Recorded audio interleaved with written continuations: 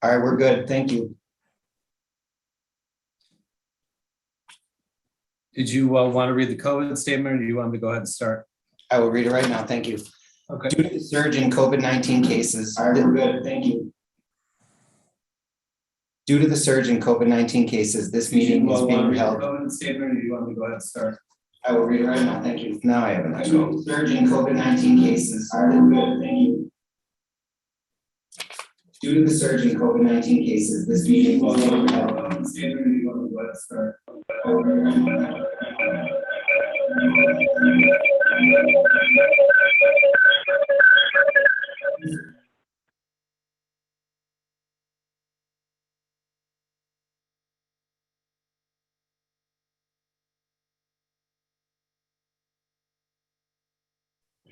One second, sorry.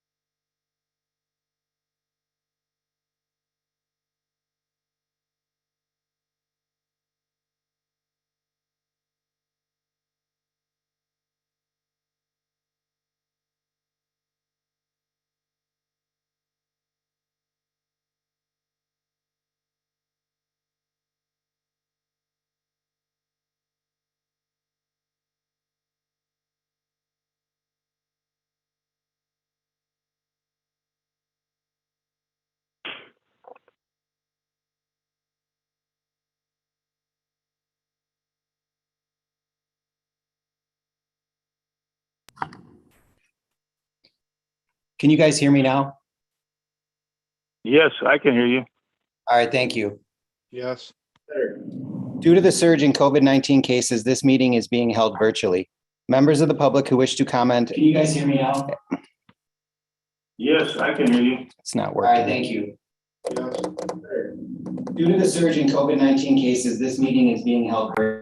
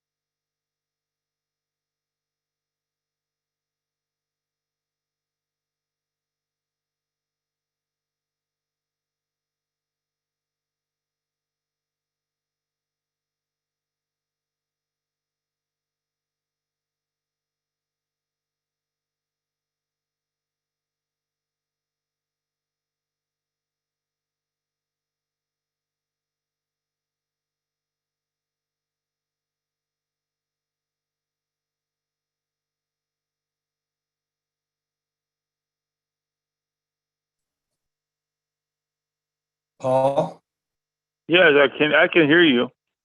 can you mute your phone to see if that makes any difference? I'm using my telephone because I cannot get into the computer system for some Are reason. you able to mute your phone? Um,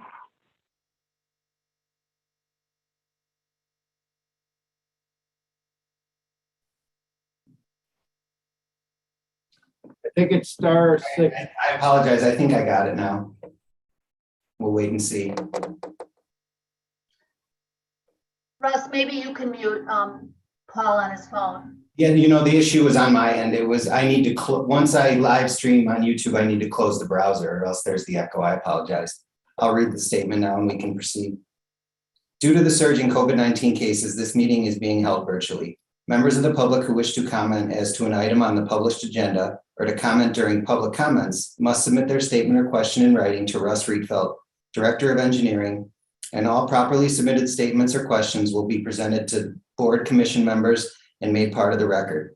Written comments also may be submitted by email to citizencomments@skokie.org or by mail to Village of Skokie, Russ Riedfeld, 5127 Oakton Street, Skokie, Illinois, or via the Village's Dropbox located by the public entry to Village Hall. Thanks, Russ. Appreciate it. We'll go ahead and get the meeting going. Call the meeting to order. It is, I think it's about 7:14. Does anybody have comments about the December 15 minutes? If not, we will proceed with the police department report. Chief Baker, do I see you at the end of the table down there? That's me. So we've talked over the past few months about the co-responder program, the pilot that started off in May, and then our phase 2, which began in November. So tonight, I'm very happy to have with us Officer Kim Blue and Social Worker Brian McHugh, who is our co-responder team. And they have a presentation they would like to give you to inform you all about what they do, how the program is going. So I'm gonna put that up and then they can take it from there. I'm gonna have you start.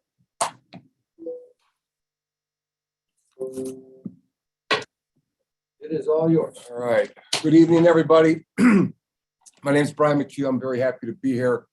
I've been with the village for about 8 years, and it's a privilege to be presenting this program to you.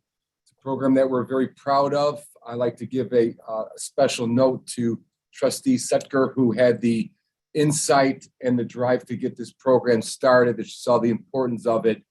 And it definitely has made an impact in the community in its early stages. Who are we? We are a co-responder program that is partnership with the Skokie Police Department, the Fire Department, the Health Department, and Health and Human Services. The program is paired with a crisis intervention trained police officer with a social worker to respond to calls throughout the community. What we try to do is promote community wellness, address community needs in the areas of mental health, substance abuse, homelessness, to name a few. We have one team. We're scheduled from 9:45 in the morning until 6:15 in the evening, Monday through Friday. Some of our objectives that we strive for is to de-escalate situations. We want to reduce the use of force, and then divert mental health issues out of the jail system if possible. We are providing individuals to appropriate services that they need. We transport them to medical or mental health facilities. And we act on the best interest between the individual and the family. We want to provide that connection, trust, and support to the residents who are experiencing a crisis. Types of calls that we respond to are mental illness, well-being checks, domestic violence, suicide threats, death notifications, homelessness, substance abuse, and elder issues. So we get dispatched a couple different ways. The officers on the street will either ask dispatch to send us out, or if we hear a call, we'll respond to the call. Fire department or Village of Skokie personnel, if they come across something, we encourage them to call us out as well. We get assigned cases by our supervisors, and then we'll conduct several follow-ups and make sure that we get that person on the right track, whether it's a referral to counseling or getting them to the hospital. And this also alleviates the officers on the street as well, because we have the opportunity to spend more time on that call to get compliance or the referral going. So this, I kind of kept track, kind of put my own little graph together on this. These numbers are from November and December. We roughly responded to 120 calls, and those calls are from being dispatched out, from follow-ups, from self-initiated activity. So what I did to get these numbers was I took my officer activity report and broke it down to the different calls we responded to. And as you can see, the biggest section that we deal with is mental health, followed by like a dual diagnosis. So it'd be like a domestic violence plus substance abuse, or homelessness plus substance abuse. So it'd be two occurring issues combined. We've been working with several homeless people throughout town and got them connected with Sam from Connections from the Homeless in Evanston.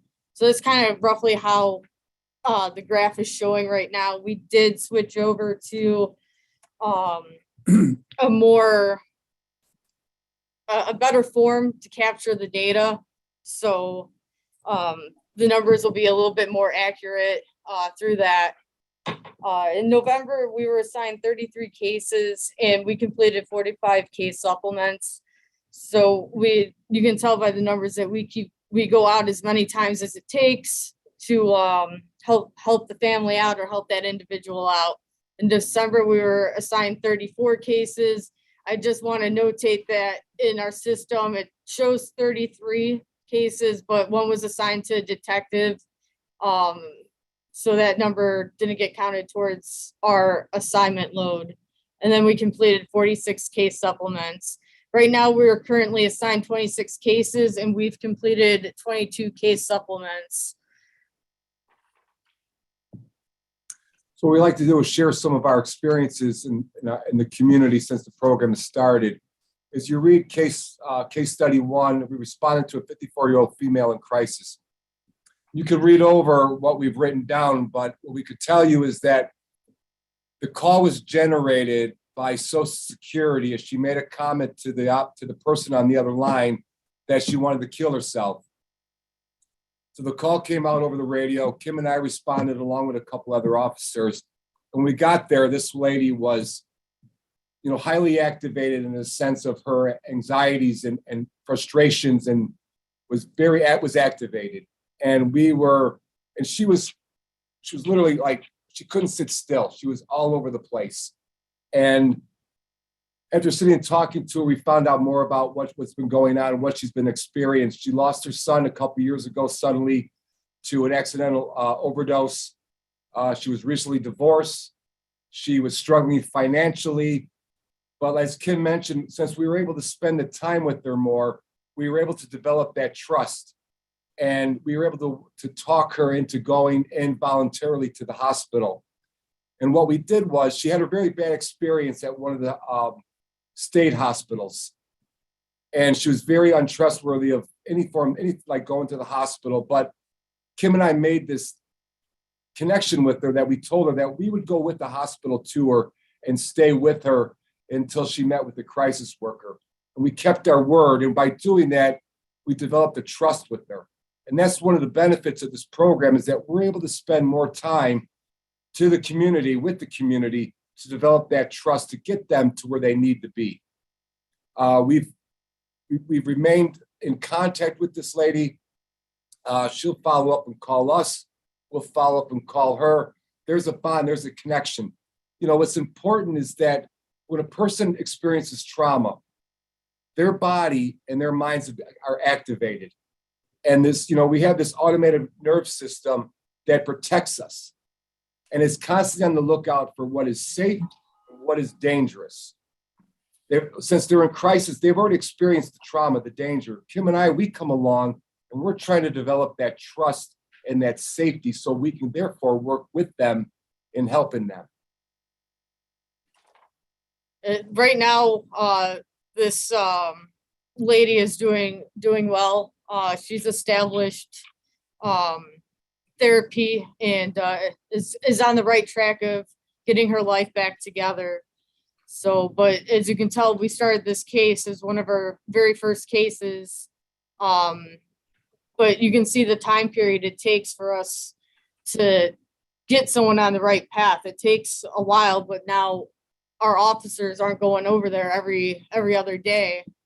Now it's she contacts us and she trusts us enough to know that we can get her to the place that she needs to go.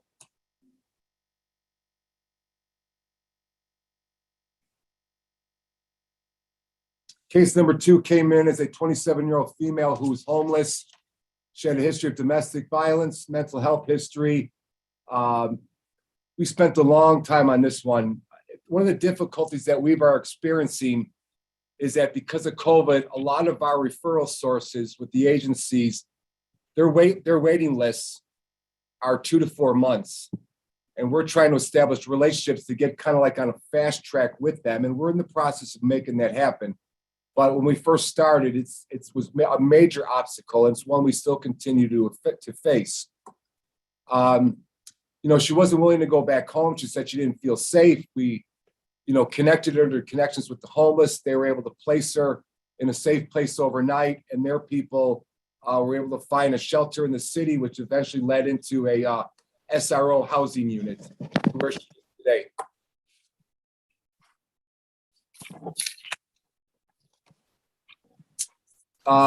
Case scenario number 3 is a mother and daughter survivors of domestic violence. In this situation, this is a mother who was in a violent relationship for many, many years, and her daughter experienced that violence while she was even in the womb with her mother. The trauma of this continues later in life. The daughter's 16 now. She actually just turned 17 recently. The daughters, you know, because of these patterns of behavior, we become used to certain ways and we adapt to these ways. And the daughter found herself in a very unhealthy relationship in which she was being abused. And in turn, projecting that abuse towards her mother, verbally and physically abusive to her mother. When Kim and I responded out to one of the calls, we got there and the entire house, first floor and second floor, were trashed by the daughter. Literally trashed, broken dishes, bed flipped up, dresser drawers pulled out. What the daughter was looking for was her mother's extra cell phone so she can call her boyfriend. But in meanwhile, tore the place up. We started talking to her and we just said that we wanted her to go to a hospital because she was just out of control. She couldn't soothe herself, if you will, back down to some normal baseline. She was so activated by the trauma and what she's experienced that we're able to walk her in, get her to the hospital. She was in the hospital for about 7 days, and Kim and I made a promise to her that if she went to the hospital, we would be waiting for her when she came out. And we did that. We waited, we followed up. We were able to get this family into some domestic violence counseling as well as some individual mental health counseling. And so far, so good. You know, we still maintain contact. We reach out. So far, so good. Knock on wood. And this is another example where, as a police officer, this was a residence that we would respond to on a weekly basis, if not more. And I can't even tell you when the last call was to that residence, because now they reach out to us. And once again, we direct them in the right direction. Case number 4 is we were actually coming back in. Our day was ending, and a call came over the radio of a sudden death. And we responded to the call within minutes. And when we got there, we were one of the first on scene. Fire was already there, but we were one of the first on scene. And we were able to provide that, support to that family member who experienced the loss of a loved one, in which they found their family member. In that part, your mind is spinning. You're overwhelmed within the situation. And with Kim and I are there, we're able to just kind of help that person along, let them ease, be at a little bit more ease if possible. We were able to stay with her until family members arrived. We were able to provide support. And afterwards, when things settle down and the ceremonies are done and the family members have kind of gone away, we were able to follow up with this person probably like 3-4 weeks later and know that, she got herself into some help. She's seen a therapist. She had actually a family, one of her nieces was staying with her, which was, very beneficial for this person. So again, we've developed that relationship and that connection to where they know they can call us. If whatever they have a question or they have, they're looking for another service, we've established a connection. And that's the most important thing that we can hope for, is a connection of trust and, support.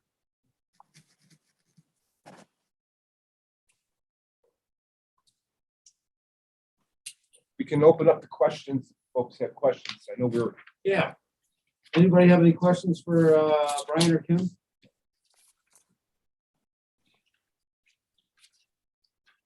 You can raise your hand high.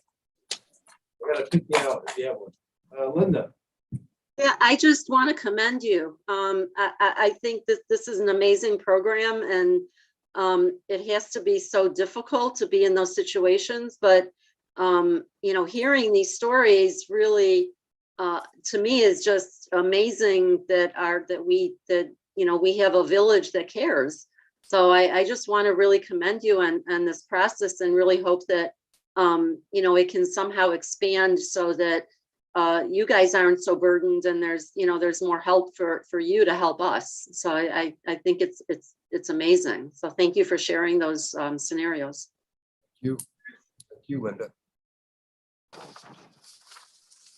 Hi, I don't know if you could see, I have my hand up. I also want to commend you on the work and, of course, the leadership of our trustee Edie Sue Sucker. But as I listen to these stories, and I think, I'm grateful to be in the inside track and hear what we're doing for our village. And the positive PR in me comes out. And I think there must be a way that we can tell our residents so that that they know the positive things that our law enforcement is doing for our village, or also how we are helping our residents, our citizens, in Skokie. So it seems to me that this isn't something that just the few or the insiders should know about, but I think we have to do more to encourage people to understand. And unfortunately, in the world that we're living in, our law enforcement, first responders need more positive PR, and I think that this is a good opportunity for it. Thank you. I appreciate that. I know we were scheduled to attend several beat meetings to reach out to the residents that way. Unfortunately, due to COVID, everything's been pushed back to April. But we tried to spread the word as much as we can that we're out there. Yeah, Well taken, trustee. I'll talk to Ann about it. And, I'm sure there's some things we can do that we haven't yet. yeah. I also want to say that, we started this with, the chiefs and the village manager getting together, doing our research, doing our due diligence. But the fact that we have two such wonderful people leading this co-responder program, Officer Bloom, I've heard such great things about you. Brian, I already know the work you do. And if I can be of any help in terms of resources or helping with wait lists, I do have some connections, and I'm happy to share them with you. That would be wonderful. Awesome. Absolutely. Well needed. So we could talk offline. Okay. Chief, can you hear me? Yes, I can. Oh, finally, I finally got this thing to work. Thank you very much. I wanted to be sure I was live and in color. Thank you. Mark?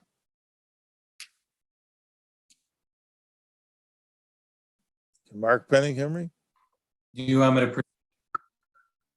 Do you want me to proceed, or do you want to Well, move forward? as long as I now can that be you're heard, up and running? as long as I'm up and running and it can be heard, I'll move on to the next item if it's okay with everybody. And I'd like to Unless there's- thank, Yes, please proceed. Unless there's any more comments. I'd just like to thank Officer Blue and Brian for being here, and I'm gonna let them go because they have work to go do. Thank you. Okay. Howard, you. did you have a question? I think Howard had a question. Did you have a question before they go? Echoing what you guys were saying, this sounds like it's working out terrific. I was just curious if you guys had thoughts of whether there's things you would tweak or change, or if you're just really happy the way things are going as a policy stands. You know, it's a great question, Howard. You know, we're still trying to find our footing, trying to learn some things. You know, we're very fortunate. You know, we have a great support system. Whether we're at the police department, at the fire department, the guys in the fire department are great. The village hall, the trustees have been all supportive of this. The community, the ones we've spoken with, have been very supportive and happy about the program. You know, tweaking it at this point, I don't know. I don't see anything that needs to be tweaked. Yeah, we're just still trying to figure some things out. It's still early, and I think as November and December, I've noticed that the call volumes are starting to increase, and I think as the weather becomes warmer, it's going to increase even more. And I think that'll be a telltale of what, you know, how we are going along, how we're managing, and where we're at. And hopefully by then COVID will be less and we'll be able to have more access to resources for residents.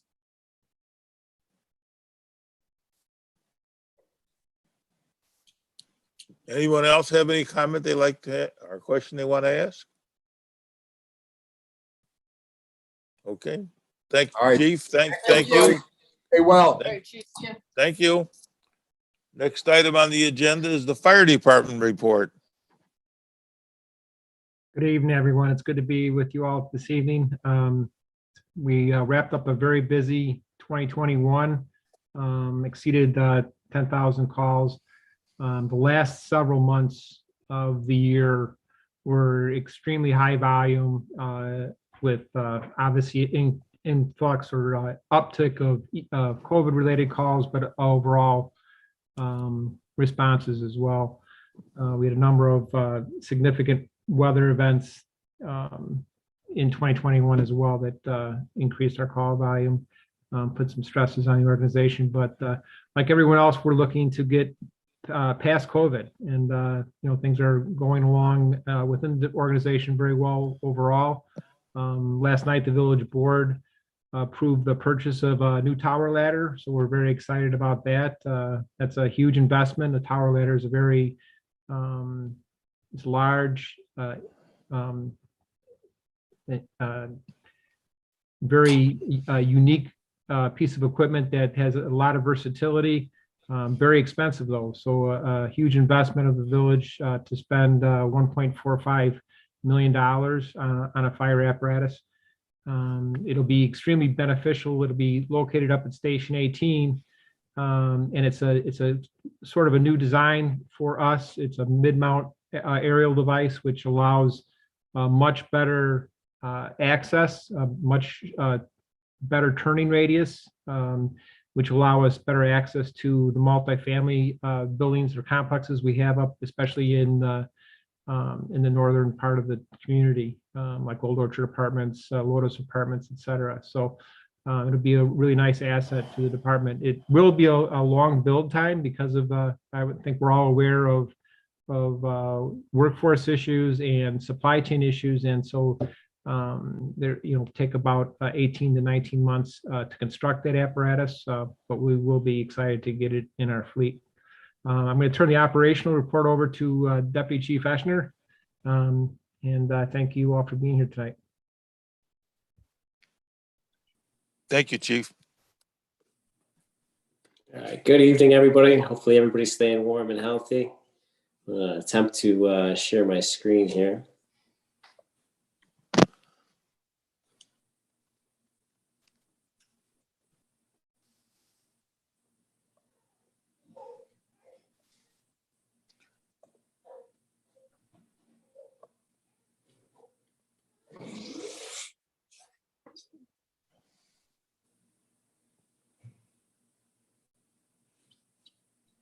Lost them. There we go. All right, is everybody able to see that operational report for December? Somehow lost the.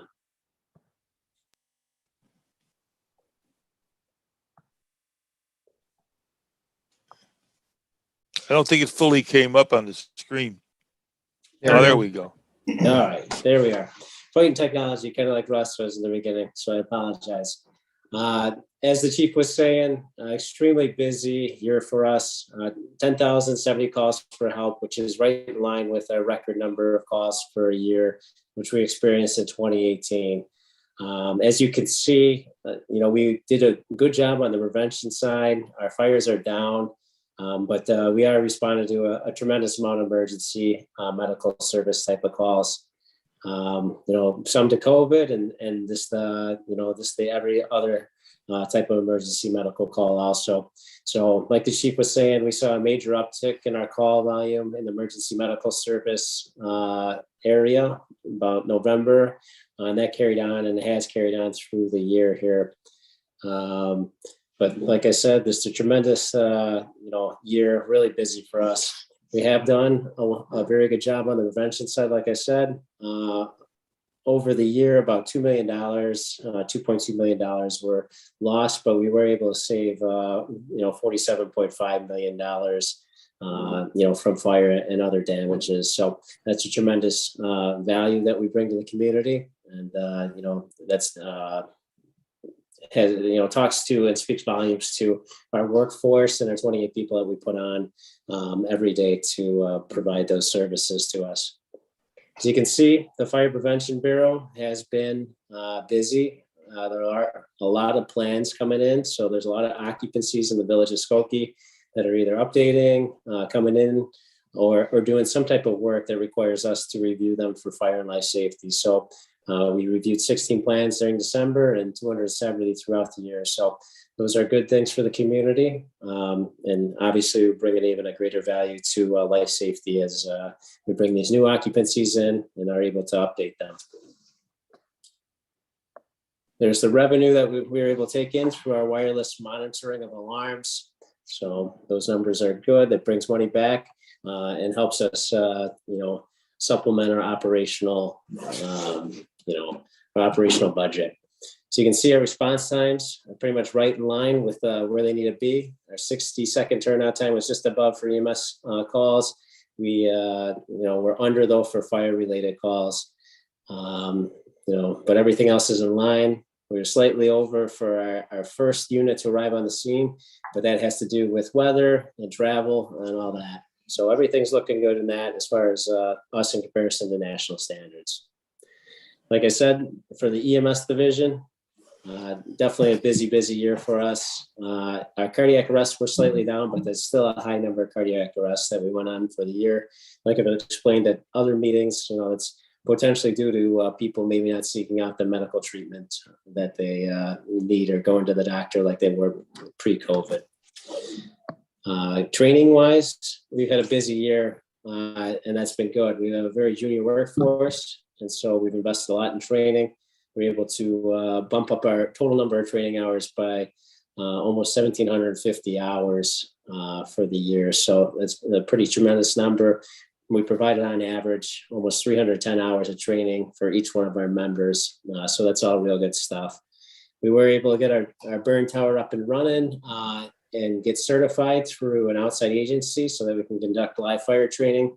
That's a 5-year process, and we went through that process. And because of that, we were able to provide some live fire training for basement fires during the early part of December. And then we also did quite a few other things, especially focusing in our fire inspection program, company inspection program. So with that said, it has been a busy year, and it's looking like it's going to be another busy year.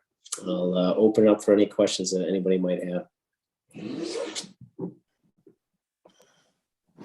Questions?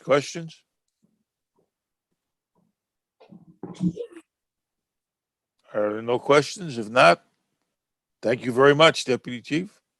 Thank you. Appreciate Mr. it. Chairman. Thank you. Moving on to the engineering division. Lucky us. Good evening. Thank you all for being here. So wintertime, not a lot of construction going on. We're working on our water main plans and resurfacing plans for next construction season. A couple big projects that'll happen this year, the reconstruction of Grosse Point Road from just north of Golf Road up to Old Orchard. It'll include curb and gutter on both sides of the street. Sidewalk is currently only on the southeast side of the street. After the project, there will also be sidewalk on the northwest side of the street. Intersection optimization and rebuilding the traffic signals at Old Orchard. And then the project will also include on-street bike lanes, both directions, as well as on-street parking. We're bidding that project in March, so I would expect that project to start May, June with the construction season once the spring weather goes away and the ground's not too wet to do any work. Another project we'll get going soon this year is it's called the Old Orchard Connections. Essentially, a couple years back, we did a bike path project on the south side of Old Orchard, east of Skokie Boulevard. Due to easement concerns, we weren't able to run that path all the way up to Skokie Boulevard. We'll be able to finish that path with this project. And then the other part of the project will be over by Harms Road in the forest preserve there. We'll make a connection west of Harms that'll tie in the path east of Harms to the existing path in the forest preserve there. And then our concrete project, our 50-50 project, will get going again in the spring as soon as the weather permits. Other than that, still chugging away on getting projects wrapped up and going and getting ready for the construction season.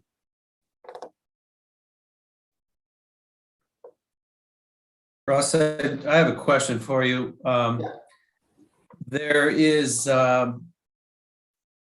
with regards to Old Orchard Mall and Old Orchard Road and I-94 exit to Old Orchard. As some of you may be aware, there's plans for implementing a special business district for Old Orchard, which the village board will vote on, I think, in February. I guess the goal is to upgrade the mall infrastructure and hopefully bring new businesses to the mall. It's also my understanding that there's a larger increase of people coming from Chicago up to the mall. And I know that the Old Orchard exit coming northbound can get a little bit backed up. I know there are plans to reconstruct the Old Orchard Bridge over I-94. Is there any plan with regard to the northbound I-94 exit at Old Orchard, given the reconstruction of this bridge and the increase in traffic that may result with the new Old Orchard expansion and changes?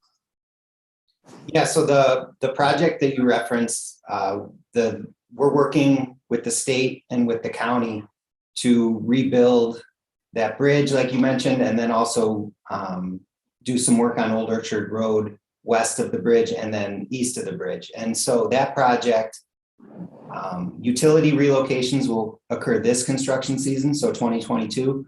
And then that project will take the 2023 and 2024 construction seasons. And off the top of my head, I want to say that the off-ramp you mentioned will turn into a dual left turn and a dual right turn. So there should be additional capacity. Great to hear. Thank you. You bet. Thanks, Mark. Any other questions?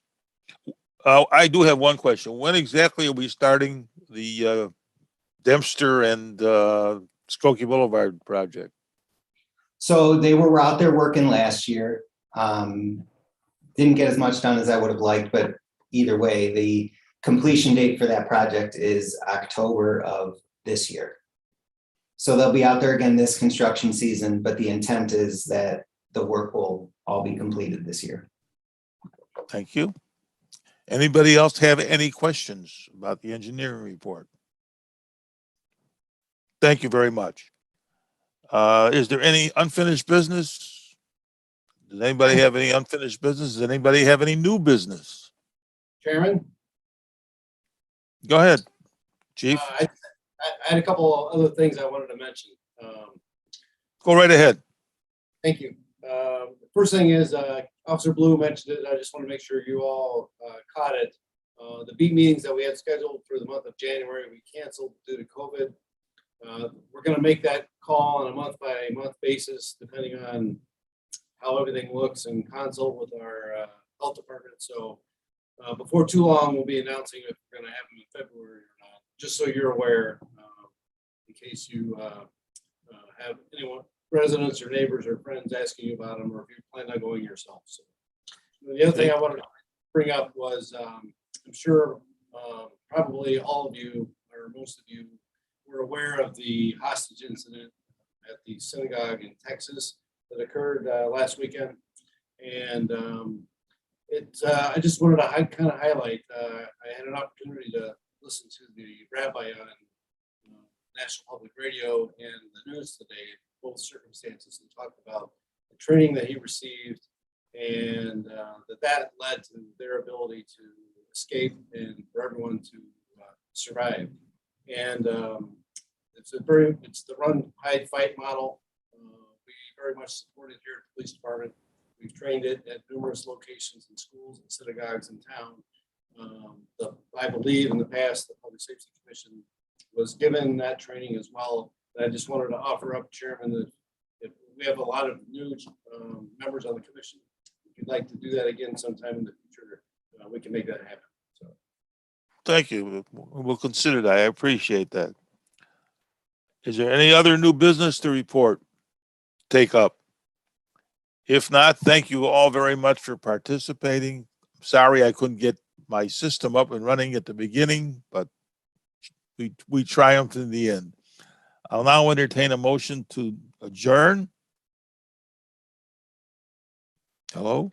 So moved. Thank you. Thank you. We have a motion to adjourn. All in favor, say aye, and have a good evening. Have a good evening, everyone. Hi, everybody. Thank you, everyone. Thank you. Good night. Good evening.